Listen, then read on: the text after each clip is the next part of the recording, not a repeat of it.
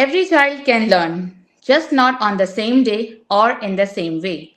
This is Varda chairing first Highflyer Global Literacy Leadership e-Symposium, where educational leaders from 6 different countries will be addressing literacy issues and their solutions, while 100K global teachers will be joining as participants. So if you are watching us, don't forget to mention your name in the comment section. We have a very special guest with us to discuss about learning difficulties and disabilities.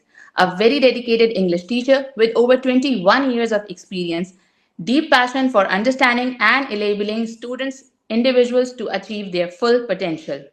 She has a proven track record of teaching students from diverse backgrounds, including dyslexic learners, and has successfully designed special study materials and curriculum to meet the needs from early years to high school.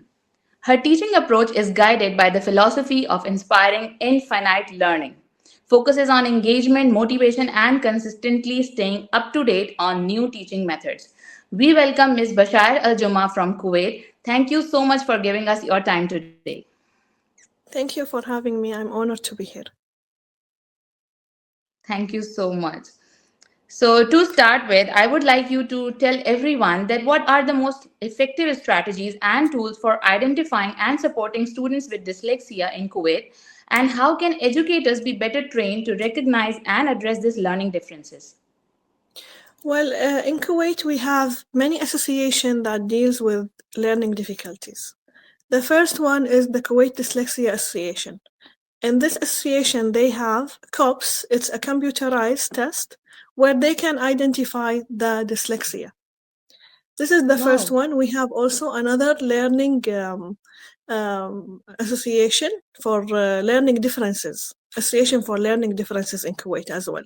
So both association work along with the Ministry of Education here and with teachers to Mm-hmm. highlight the importance of learning difficulties, how to deal with them, how to identify them.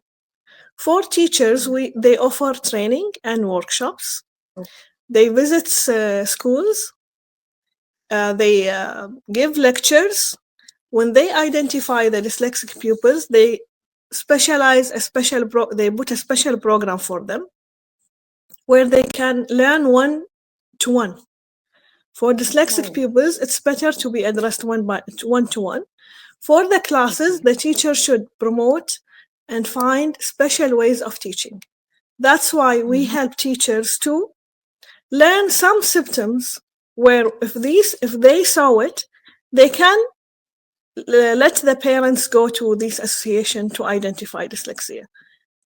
We as Okay. teachers, we don't give the diagnosis that this is dyslexic, this is ADHD or not, but we have special symptoms that will lead or let us know that this student learned differently. Okay. Dyslexic pupils can be in the same class with other students. Hmm. It's just the way of teaching, it should be different. And we give this Correct. training all the time for teachers. Whoa. So, how can educators in Kuwait adapt literacy instruction and classroom environments to meet the needs of students with ADD or ADHD? And what specific intervention must have shown the most promising results? Well, for ADHD and dyslexia, they share some of these symptoms. The idea that Okay. they cannot learn something by saying or telling them to do many steps at the same time. For Mm-hmm. ADHD, teachers should divide their instructions. This is a great method. If you want to teach ADHD students or a dyslexic Mm-hmm. student, you should give them clear instructions step by step. This is the Okay. easiest way, the easiest method. All teachers know this one and they can adopt it. I will illustrate more. I'll give some easy tips and other ways for teachers. For the ADHD, you have to divide, as I said, the instructions. Have a time for them to take a break from the class. You know, the students with the ADHD, they like to move a lot.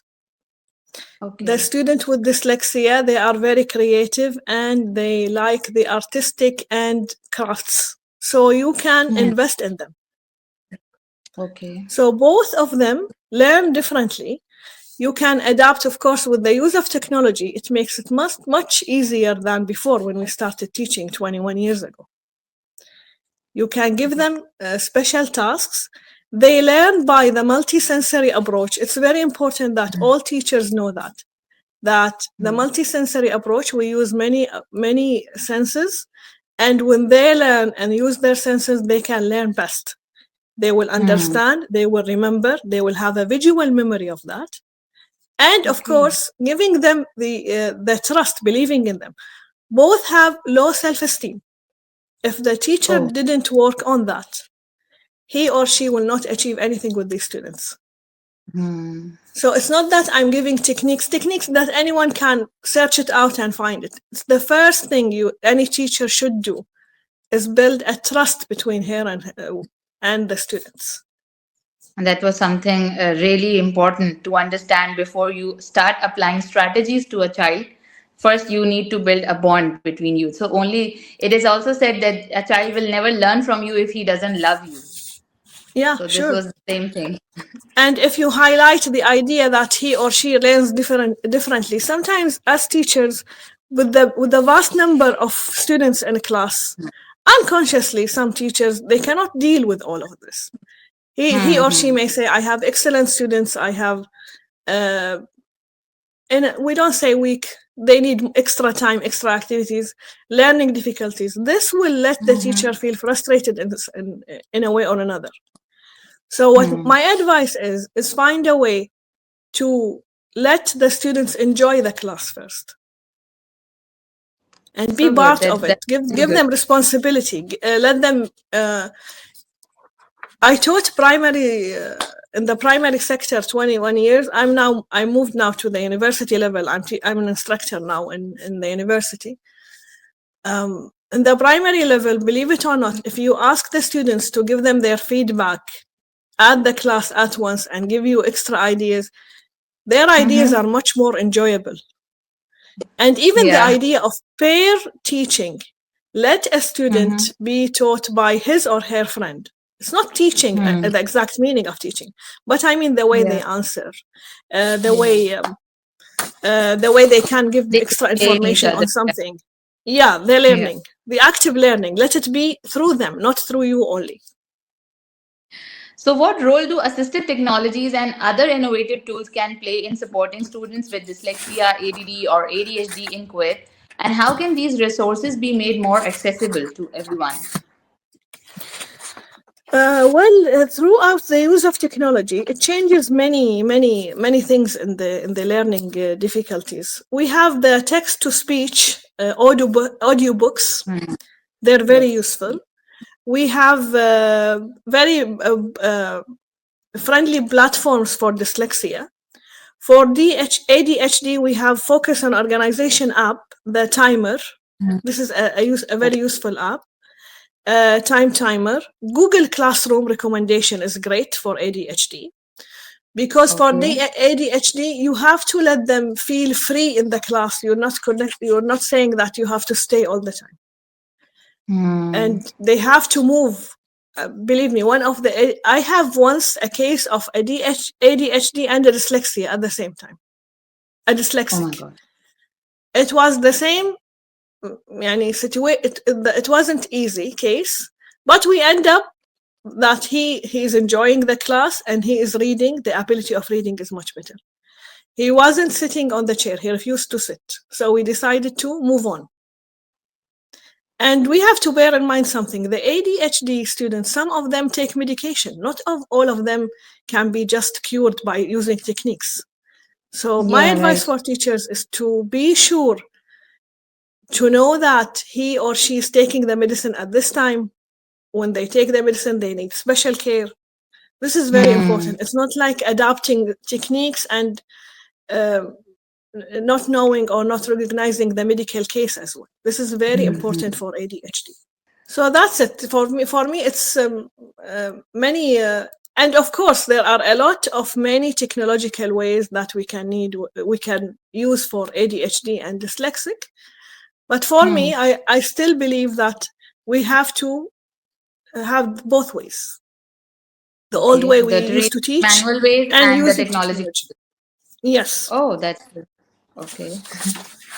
I think not only teachers but parents are also going to love this session, because there are a lot of parents whose kids are having difficulties in learning, or they are special needs, and they always want something to just check themselves up that we are on the right track or not. So it will be very helpful for them as well. For parents and those who have dyslexic pupils in their houses, believe me, there are a lot of people who have dyslexia that reach a lot of goals and really succeed in many fields. They are very creative. They love art and BE classes. The Hmm. only thing that they learn differently. I'll tell you a short story about a student in our class. He was a great student, but when we give him the sheet of the test, he cannot see it. He keeps saying that I can't see. For dyslexic Mm-hmm. pupils, they cannot see the lines as we see them. My advice for teachers to use colorful papers for dyslexic pupils when they give them tests. They cannot see the black and white sheets. Oh. They see it as lines, something that is moving all the time. Oh. Okay. This is some of the tips for maybe the families. They maybe recognize that one of their beloved ones cannot, for example, follow instructions that you're saying. You have to be again very clear and say they cannot do uh, many tasks at one time. Mm-hmm. They write backwards, but it doesn't mean Yeah. that everyone who writes backwards is dyslexic. We have It's to dyslexic. be Yes, sure. it's a big. Yeah. What else? They have a very short memory. Yeah. So we worked on that. The Dyslexia Association, which I worked with for 3 years, we designed a special curriculum and a special way of teaching. It was one-to-one session. We teach the Mm-hmm. letters one by one. We combine words. We use clay. We use the multisensory approach. We use many apps for the students. After that, he or she can read better. So I'm always telling parents, don't worry about that. It's not that hard. It's a lifelong case. I know they will still be dyslexic forever. And it won't stop. It isn't something that we will take medication and we'll stop it. But we really can deal with it. It's not that hard. So, how can schools and educational organizations can collaborate with families and communities to create a supportive environment for students with learning disabilities, and what advocacy efforts are needed to raise awareness and understanding in this regard? Well, first of all, they should have regular meetings with parents. Okay. They have feedback with parents on every single step his or her child overgo to through. Sorry, and we have to make parents empowerment like a small society. We encourage that they meet together, they share their ideas. The idea of sharing the same problem make it less harder on others. So this is Okay. main So, just thing like we a have. support group? Sorry. Just like a support group. Yeah, like a support group where everyone meets, tells their success story. Hmm. There is a big project that we call a story of success. All organizations are taking this as something they do for their employees, maybe for their teachers. You can do it for dyslexic. Make your dyslexic child proud of his story, how he or she go through that path and reach the thing they want. Some people discover that they have dyslexia in a very later age and they started all over again, studying differently, joining universities that have special curriculum for them, etc. So this is the main thing. In the Kuwaiti Dyslexia Association, we have that. We have meetings with parents. We have assessment. We have awareness campaigns all the time. We have workshops for parents as well as for teachers, not only for teachers. How to deal Okay. with them in the psychological level. This is very important. It's not like I know Yeah. that my child is dyslexic and I just leave it to someone who will teach her or teach him. I have to know how to deal with it. So this is mainly the main thing. Before all of that, all should have awareness of what is meant by dyslexia. It's a learning difficulties. It's a lifelong learning difficulties, especially in reading. They cannot read and comprehend the words. The early identification is the best cure to that case. The earlier, the better. It's only adopting different ways of teaching, knowing the symptoms, finding best ways of learning, and living with it. So this is main thing. Awareness is very important. The society should be aware that these dyslexic pupils are living with us. They're the same. The percentage is very high worldwide. We have a lot of people with dyslexia. So it isn't something very simple, but we can deal with it. So creating awareness, having special sessions to parents and the society, creating supporting groups, all of this will be very helpful for dyslexic pupils. I think it is very important to discuss whatever you have shared today, not only for the teachers, but for the parents also. And this is how we can ensure holistic development of people with learning difficulties or disabilities. So, thank you so much for appearing in this session and for sharing such valuable information. I believe that the community is going to get really benefited from all of this. So, thank you so much once again. Thank you for having me. It has been an honor. Thank you. This is High Flyers signing out.